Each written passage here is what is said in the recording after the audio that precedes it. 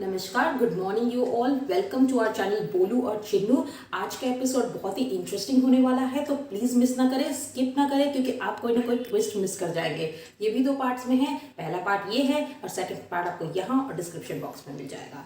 तो एपिसोड की शुरुआत करते हैं। काव्या और वनराज जो है एक साथ रूम में है, अपने घर में है। काव्या के दिमाग में अभी भी वही बातें चल रही है जो अनुपमा ने उन्हें ताना कसा था। और इधर से वनराज आ जाते हैं, काफ़ी खुश है कि अनुपमा को फाइनली उन्होंने नीचा दिखा दिया and they had a great party. पाखी बहुत खुश थी। बातों ही बातों में वो ये कह जाते हैं कि अब अगर पाखी उनके साथ आने लगे तो कोई प्रॉब्लम नहीं होगी ना काव्या को। तो काव्या को तो असली में कोई भी पसंद नहीं है उनके परिवार का, ना ही पाखी ना ही अदर फैमिली मेंबर्स। पर वनराज का दिल रखने के लिए या फिर उनके ऊपर इंप्रेशन डालने के लिए वो हाँ बोल देती है, पर अंदर उनके क्या चल रहा है ये तो हम सबको ही मालूम है। अब काव्या जो है एक और चाल चलती है, वो कह देती है कि let's finalize these things, lawyer को कॉल कर दीजिए, ऑफिशियली जो है पेपर्स फाइल कर दीजिए। तो इस पे वनराज जो है थोड़े शॉक में आ जाते हैं, क्योंकि वो एक्सपेक्ट नहीं कर रहे थे ये बात अभी उनसे, और वो बात को काटते हुए निकल जाते हैं।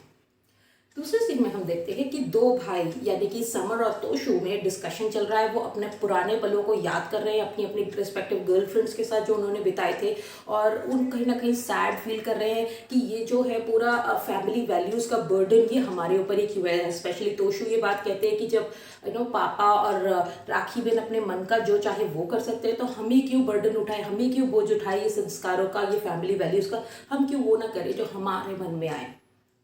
समर अग्री करते हैं पर कुछ बोलते नहीं है। इससे पहले उन्होंने एक अच्छी बात बोली तोशु ने कि लड़के जो हैं उनको कभी हमेशा ये सिखाया जाता है कि ना डोंट क्राई, बी स्ट्रॉन्ग, रोते नहीं है, तुम लड़के हो। तो इससे क्या होता है कि ना दुख तो सभी को आता है, लड़का हो या लड़की, गम तो सभी को होता है, पर लड़कियां और औरतें जो है रो के उसको कंट्रोल कर लेती हैं। पर आदमी के पास वो भी ऑप्शन नहीं है, वो कमजोर कहलाएगा अगर वो रोने लगे तो वो बोलते हैं कि बच्चे को ये भी सिखाना चाहिए, लड़कों को शुरू से सिखाना चाहिए कि इट्स ओके टू क्राई।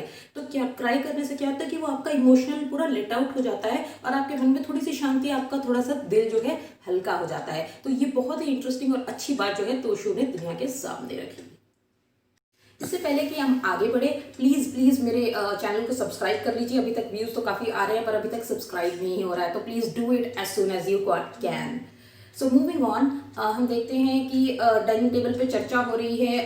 बा और अनुपमा के बीच में बहुत सारे बिल्स है, पानी का बिल, बिजली का बिल, एसी का बिल, फ़ोन का बिल, दूध का बिल, अखबार का बिल, और महीने की शुरुआत हो चुकी है। तो वो लोग यही कैलकुलेट कर रहे हैं कि भाई इतना पैसा, इतना बिल कहाँ से आ गया, किराने का बिल, ये सब।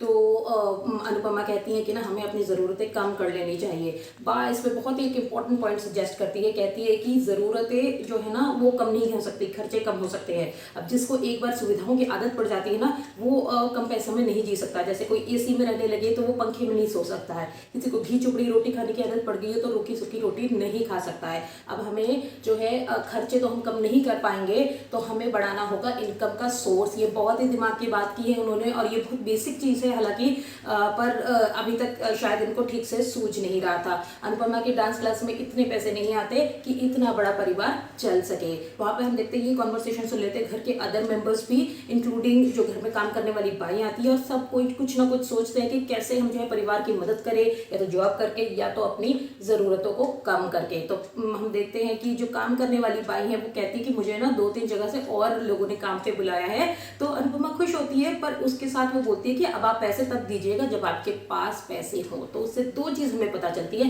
पहले अनुपमा का रिलेशन काम वाली बाई के साथ, मतलब वो हर फैमिली मेंबर को तो छोड़ियो, काम वाली बाई को भी इतने अच्छे से ट्रीट करती है कि उसको पता है कि अब यहाँ से शायद पैसे नहीं मिलेंगे, पर काम छोड़ के जाने की बात नहीं कर रही है, वो फ्री में हेल्प करने की बात कर रही है। तो ये कितनी अच्छी बात है। पर दूसरी चीज़ ये कि अनुपमा के आत्मसम्मान को कहीं भयंकर ठेस लग गई है कि नौकरानी भी घर की आके ऑफर कर रही है हेल्प करना, तो व्हाट एम आई डूइंग।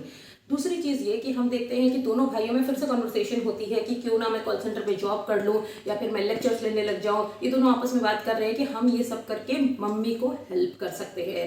उधर हम देखते हैं कि बाबूजी जो है वो अपनी दवाइयों में कटौती कर रहे हैं। तो कहते हैं वो दवाई वाले को कि खाली हार्ट की दवाई रख लेंगे, और ये विटामिन कैल्शियम ये इसकी ज़रूरत नहीं है। पुराने ज़माने में भी लोग ये नहीं खाते थे, पर 100-100 साल तक जीते थे।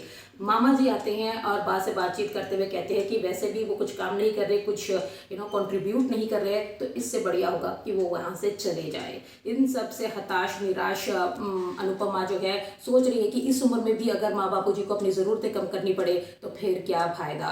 तो वो कुछ सोच रही कि अब कुछ और करना होगा, पर फॉर द टाइम बिंग अभी इसको कैसे इस सिचुएशन से कैसे निपटे, इसलिए वो कॉल लगाती है अपने हस्बैंड को और बोलती हैं कि ना पैसों की तंगी हो गई है।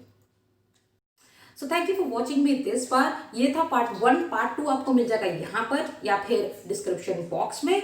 और अभी मुझे लाइक और सब्सक्राइब करते रहिए। तो मिलते हैं, बने रहिए मेरे चैनल बोलू और चिन्नू पे, और मिलते हैं नेक्स्ट पार्ट में।